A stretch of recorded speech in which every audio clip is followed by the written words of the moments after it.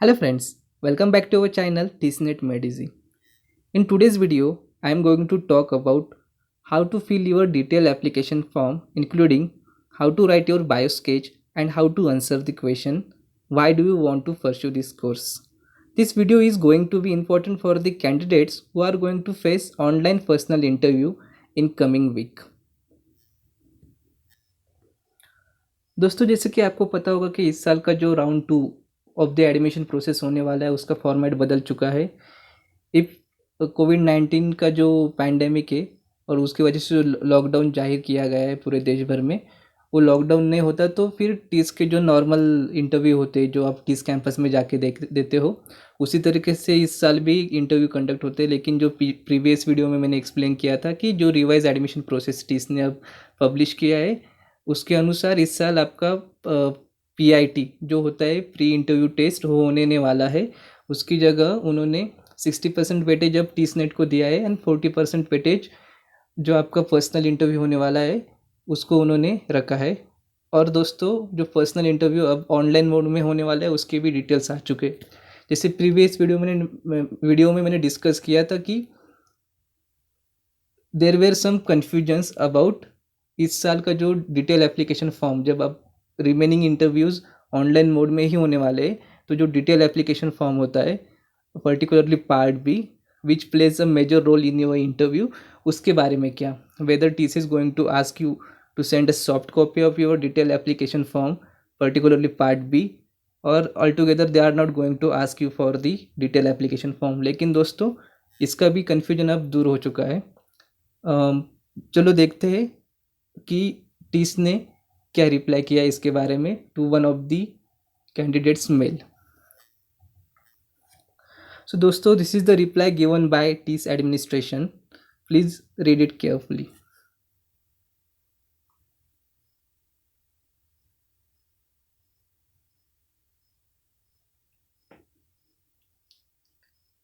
आप लास्ट में केयरफुली पढ़ोगे दोस्तों तो यहाँ पे क्लियरली मेंशन किया गया है कि kindly fill both DAF part A and part B offline manually and keep ready for the personal interview. ये जो मेल आया है, वन ऑफ द कैंडिडेट्स ने इंक्वायरी की थी कि इस साल डैप का क्या होने वाला है, डैप इस साल हमें फिल करना है फॉर ऑनलाइन इंटरव्यू और नहीं करना है, इसके बारे में पूछा गया था। और उसका टीस केयर ने, जो टीस का ऑफिशियल एडमिशन सेक्शन का जो मेल आईडी है वहाँ से रिप्लाई आया है और इसमें क्लियर कट मेंशन किया गया है कि you have to fill both part A and part B and you have to keep ready it for your online personal interview. तो दोस्तों चलो देखते हैं कि पार्ट बी ऑफ डैप का क्या होता है, उसमें क्या क्या डिटेल्स आपको भरने होते हैं और वहाँ के जो दो मोस्ट इम्पोर्टेंट क्वेश्चन होते हैं जिस पे आपका इंटरव्यू एक्चुअली चलता है, about your bio sketch and why do you want to pursue this same course, उसके बारे में भी हम डिस्कस करेंगे। तो चलो देखते हैं कि डिटेल एप्लीकेशन फॉर्म का पार्ट भी कैसा होता है।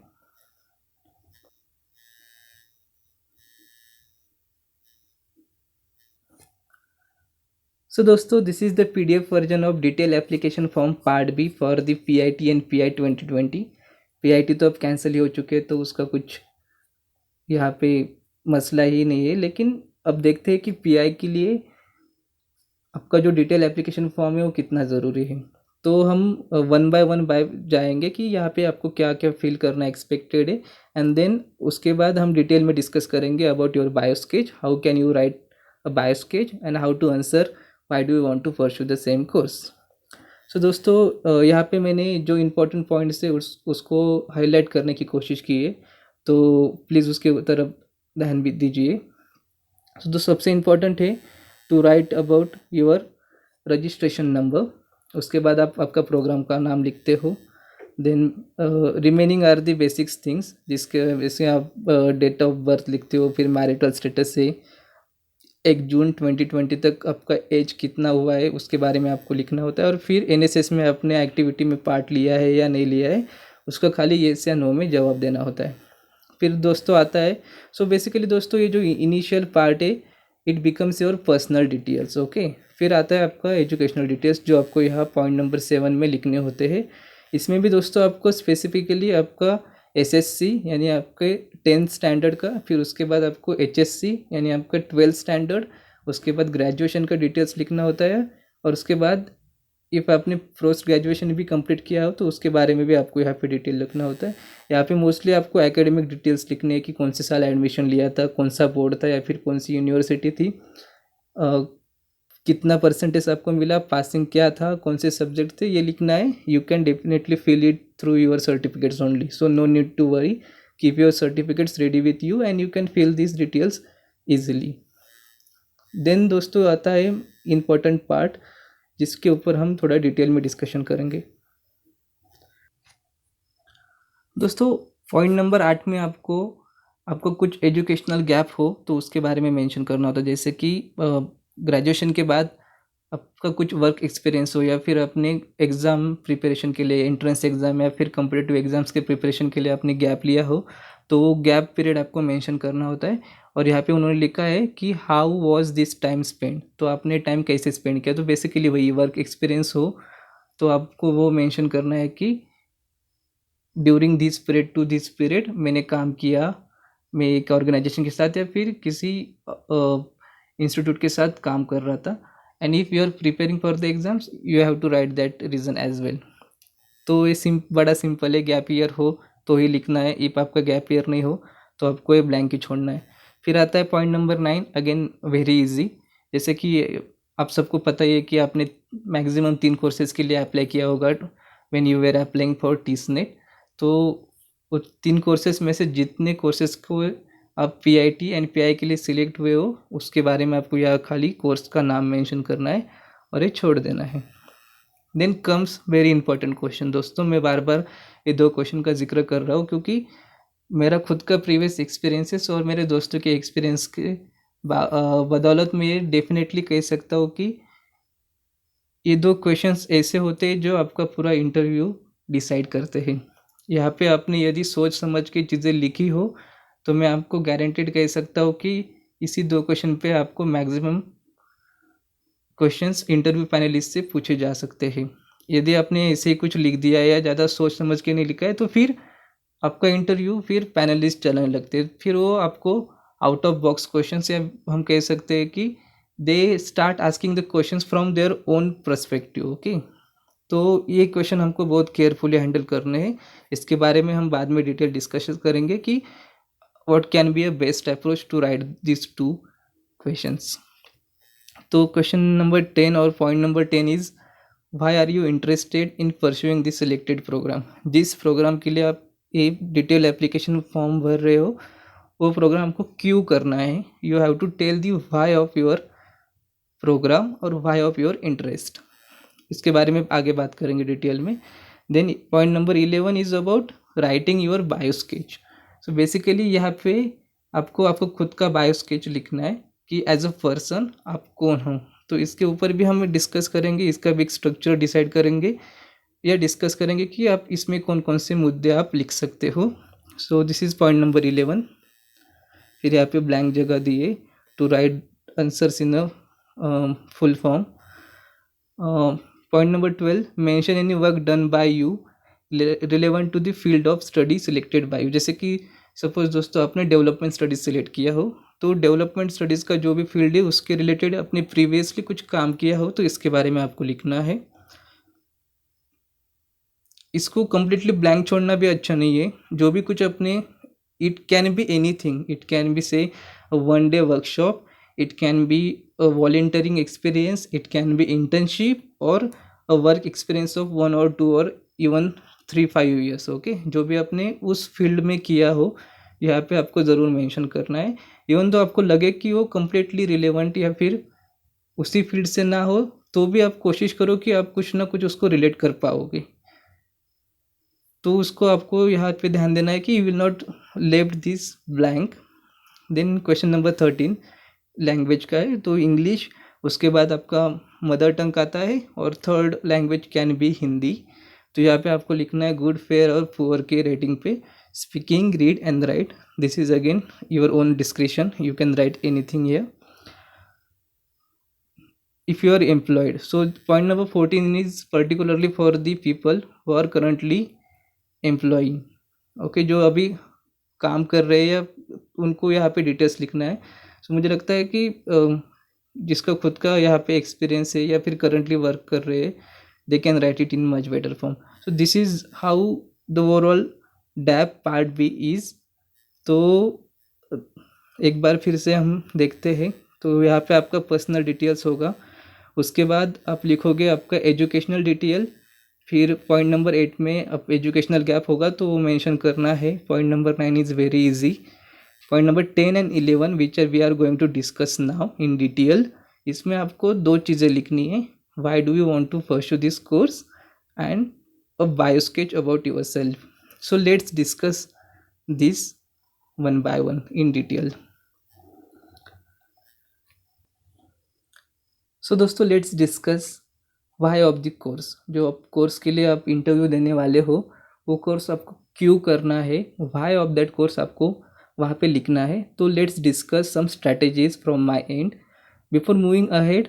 दोस्तों, एक डिस्क्लेमर है जो आप नीचे देख पा रहे होंगे कि this is not a spoon feeding, this is just an attempt to channelize your thought process.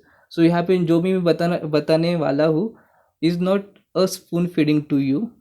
मुझे लगता है कि इसकी बदौलत आपको हेल्प होगा to channelize your thought process, और वही मेरी कोशिश है कि आप उसके ऊपर सोचो, उसके ऊपर एक्ट करो and then you write a good answer to this both questions.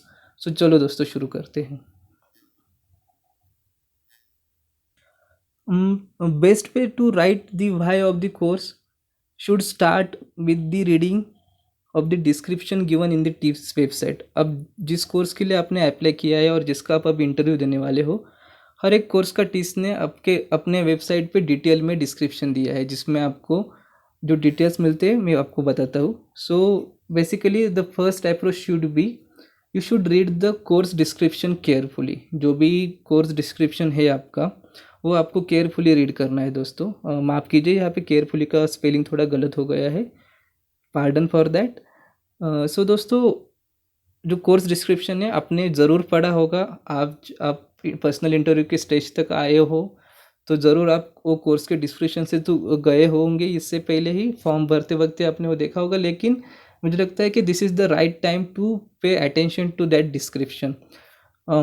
इसका जो कोर्स डिस्क्रिप्शन हर एक कोर्स का आपको वहाँ पे मिलेगा कि कोर्स टीस में आपको मोर देन 50 कोर्सेस ऑफर होते हैं और हर एक कोर्स का वहाँ पे डिस्क्रिप्शन अवेलेबल है। तो नॉर्मली डिस्क्रिप्शन का जो स्ट्रक्चर होता है दोस्तों, जो मेरा एनालिसिस है उसमें initially objective of that courses और the objective of that course discuss किया होता है। उसके बाद डिटेल करिकुलम आपको दिया जाता है कि करिकुलम में क्या होने वाला है, थ्योरेटिकल पार्ट कौन सा होने वाला है, प्रैक्टिकल कौन सा होने वाला है, आपका फील्ड वर्क एक्सपोजर कितना होगा, उसके बाद इंटर्नशिप का एक्सपोजर कितना होगा, उसके बाद डेजर्टेशन क्या होगा, इसके बारे में डिटेल में डिस्कशन किया होता है। देन उसके बाद 2 साल आपने कोर्स में स्पेंड करने के बाद what are the expected outcomes, उसके बारे में भी वहाँ पे दिया होता है। एंड देन लास्ट में भी होता है कि once you complete the course from TISS आपके जॉब प्रॉस्पेक्ट्स क्या हो सकते हैं। तो दोस्तों, मुझे लगता है कि you should spend good amount of time to understand what the course moderators, or we can say the course professors, want us from during the 2 years of your course. So basically क्या है कि it helps you to understand needs or expectations of the course. Okay, when you go through the description जिसमें आपको objective, detail curriculum, outcome expected और job prospects के बारे में पता चलता है, तो उसको केयरफुली रीड करने के बाद आपको पता चलता है कि कोर्स के नीड्स और एक्सपेक्टेशंस क्या है, और उसके बदौलत फिर आप सोचना शुरू करते हो। ये एक्चुअली होता है process. If you spend good amount of time then आपका थॉट प्रोसेस चैनलाइज होता है। तो मैं सजेस्ट करूँगा कि before writing why of the course, do go through the course description, read it carefully and try to understand what are the needs और expectations of the course from a candidate. उसके बाद मुझे लगता है कि उसका बाद जो होता है, जो लिखना है, मुझे लगता है कि पैराग्राफ्स में मैं बताने की कोशिश कर रहा हूँ। तो इनिशियल पैराग्राफ में आप, if you able to understand the needs और expectation of the course, that will be your first paragraph of why of the course. उसके बाद मुझे लगता है दोस्तों, you should talk about the experiences that you can relate with the needs और expectations of the course. Okay, TISS का जो crowd होता है वो मोस्टली मिक्स्ड होता है, मतलब कि टीस का जैसे कि आपके एक पर्टिकुलर कोर्स को आपका एडमिशन हो गया तो आपका बैच से 25 या 30 पीपल का होगा, तो उसमें फ्रेशर्स जिनका अभी ग्रेजुएशन कंप्लीट होके उन्होंने मास्टर्स के लिए एनरोल किया है वैसे भी स्टूडेंट आपको वहाँ पे मिलेंगे, जिनका पोस्ट ग्रेजुएशन हो चुका है वैसे भी स्टूडेंट वहाँ पे मिलेंगे, और जिनको 2-2 4-4 5-5 साल का वर्क एक्सपीरियंस है आफ्टर देयर ग्रेजुएशन और इवन पोस्ट ग्रेजुएशन, वैसे भी स्टूडेंट वहाँ पे मास्टर्स के लिए आपको मिलेंगे। तो दोस्तों मुझे लगता है कि if you are say fresh graduate, you can definitely write about your volunteering experiences और internship experiences, and you can relate them with the needs or expectations of that course, okay। जैसे कि वॉलेंटियरिंग एक्सपीरियंसेस में जब आप graduation में होते हो तो कॉलेज लेवल पे आप बहुत सारे वॉलेंटियरिंग का आप वहाँ पे एक्सपीरियंसेस लेते हो। उसके बाद इंटर्नशिप भी कुछ कॉलेजेस में ग्रेजुएशन के वक्त भी इंटर्नशिप प्रोवाइड की जाती है, तो उसको भी आप यहाँ पे मेंशन कर सकते हो, लेकिन आपको ध्यान में ये रखना है कि you should be able to connect that with the needs और एक्सपेक्टेशंस ऑफ द कोर्स। उसके बाद जो वर्क सेक्टर से आते हैं, जैसे कि समवन इज अप्लाइंग फॉर से school of social work MSW के लिए अप्लाई किया और उनका प्रीवियस वर्क एक्सपीरियंस पिछले 1-2 साल उन्होंने सोशल वर्क में ही काम किया है ऑन ग्राउंड, तो मुझे लगता है कि they are at the advantages position. फिर उनके लिए तो चीज़ें सिंपल हो जाती है, that person can bring every experiential learning into this why of the course and can relate with the expectations or needs of that course. So this can be a second paragraph of your writing, and then comes your personal और we can say your own why। सो दोस्तों जैसे आपने जब course select किए होंगे तो कुछ ना कुछ अब प्रेफरेंसेस सेलेक्ट करने के बाद आपने सोचा होगा कि मुझे पहला कोर्स एक्सपेक्टेड है कि मैं एक टीस में मुझे जाना है तो मैं एक कोर्स करना पसंद करूँगा, उसके बाद ये नहीं हुआ तो फिर दूसरा, दूसरा नहीं हुआ तो तीसरा, ऐसे 3 प्रेफरेंसेस आपने दिए थे। तो उसके पीछे भी आपको कुछ पर्सनल मोटिवेशन होगा या फिर कुछ पर्सनल इंटुइशन होगा कि यार नहीं मुझे ये कोर्स करना है, मुझे ये कोर्स करने के लिए मेरे पीछे ये मोटिवेशन है। तो मुझे लगता है कि you can also mention that कि ऐसा क्या देखा है, ऐसा क्या एक्सपीरियंस किया है, आपके लाइफ के कुछ पर्सनल एक्सपीरियंसेस है जिसको आपको लगा कि नहीं यार ये एक्सपीरियंस करने के बाद मुझे ये पर्टिकुलर सेक्टर में मेरा आगे जाके लाइफ में मुझे कंट्रीब्यूट करना है, इसलिए मुझे कोर्स करना है। So you can also mention that. And the last point that you can mention in your why of the course is if you get selected for that course, आप आने वाले 5 साल में आपको खुद को कहाँ देखते हो, मतलब उस एरिया उस डोमेन में आप क्या कंट्रीब्यूशन कर सकते हो, आप खुद को 5 साल में कहाँ देख रहे हो, इसके बारे में आप यहाँ पे जिक्र कर सकते हो। तो दोस्तों this is from my end about the why of the course, अब क्यों करना है कोर्स। बाकी जैसे मैंने आप शुरू में बताया था कि this is not a spoon feeding, this is just an attempt to channelize your thought process. तो इसके ऊपर आपको खुद को भी सोचना है, आपको खुद को भी थॉटफुली इस पे एक्ट करना है, and then you can come up with a good answer to satisfy the needs और expectations of the course. Now let's discuss about your bio sketch. Again the same disclaimer, this is not a spoon feeding, just an attempt to channelize your thought process। तो दोस्तों bio sketch also plays an important role in your interview। तो यहाँ पे भी मैं एक आपको structure बताने की कोशिश करूँगा कि बायो स्केच लिखते वक्त कौन कौन से मुद्दे बायो स्केच में आपको लिखना ज़रूरी है या फिर आपको लिखना चाहिए, सो दैट आप इंटरव्यू पैनलिस्ट को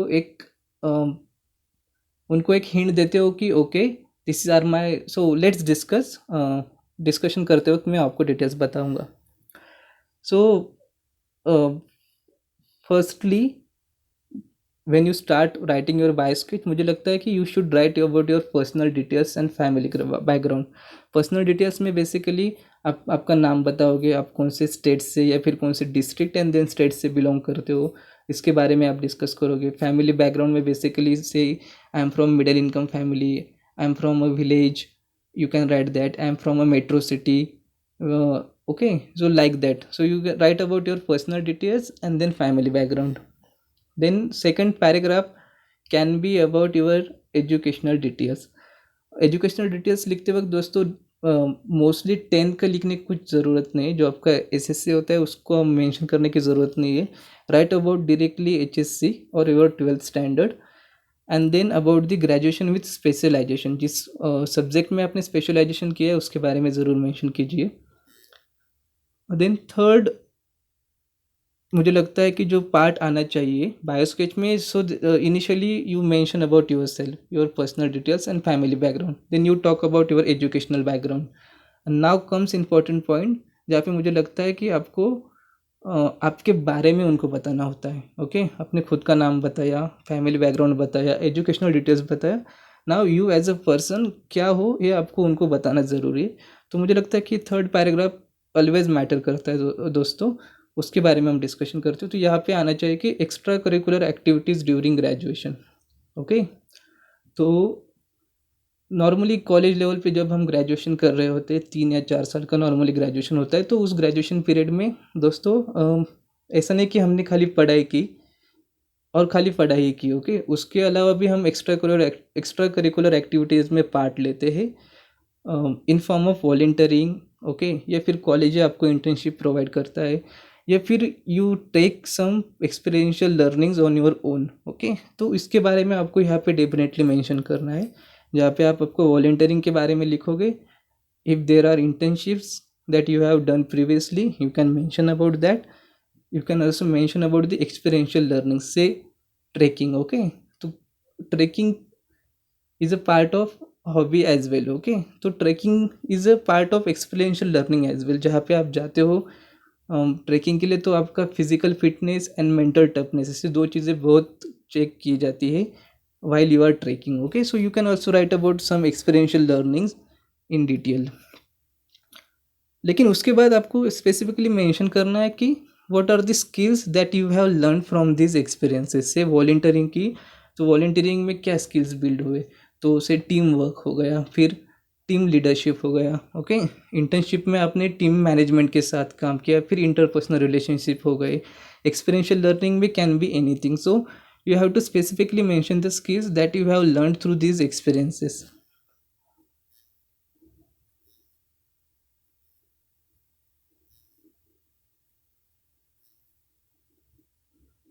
उसके बाद आपका कुछ प्रायर एक्सपीरियंस हो, जैसे मैंने बताया कि ग्रेजुएशन के बाद if you have work for से 1 or 2 years, तो ज़रूर मेंशन कीजिए।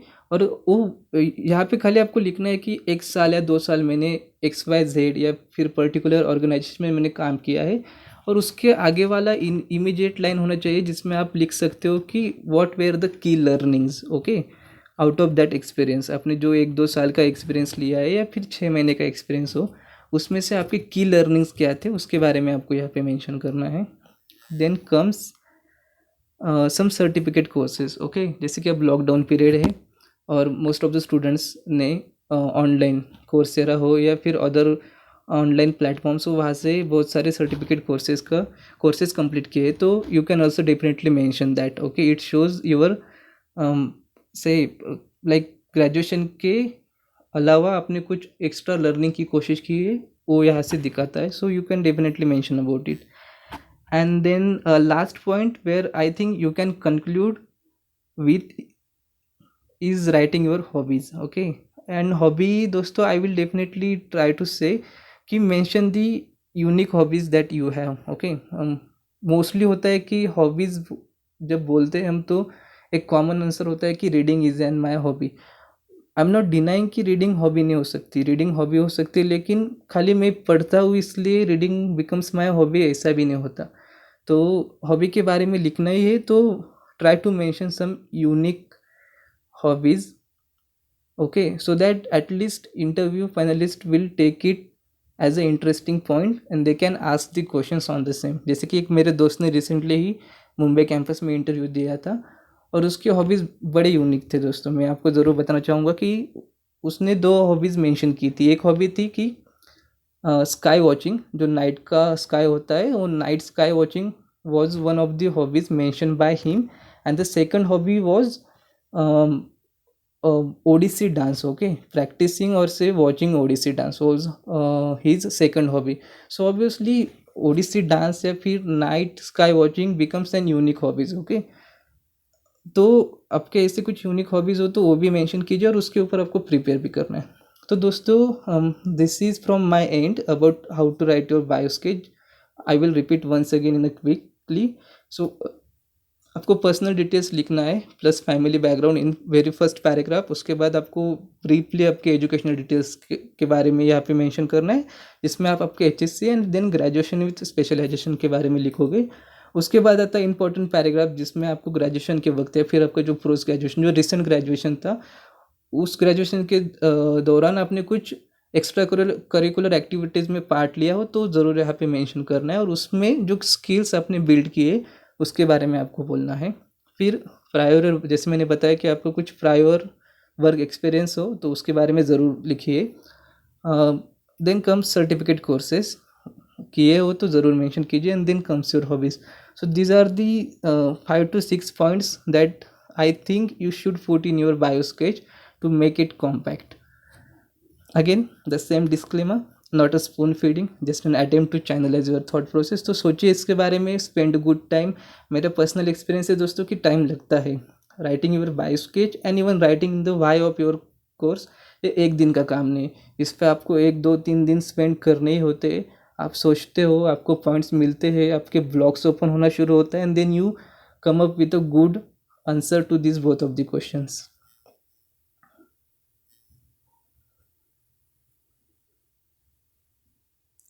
एंड देन दोस्तों, मेरा खुद का पर्सनल एनालिसिस है जो मैं यहाँ पे ज़रूर बताना चाहूँगा कि क्यों इतना इम्पोर्टेंट है राइटिंग योर डेप्थ केयरफुली, कितना इतना क्यों इम्पोर्टेंट है. तो आप किसी भी प्रीवियस स्टूडेंट को पूछिए टीस के, जो अभी टीस में मास्टर्स कोर्स परस्यू कर रहे हैं फिर कंप्लीट हो चुका है, तो आपका इंटरव्यू, टीस का इंटरव्यू ऐसा भी नहीं कि कुछ बहुत बड़ा इंटरव्यू. ओके, टीस का interview mostly revolves around your bio sketch and why of your course. Okay, if you write it properly, professors are going to ask the questions from the same section only.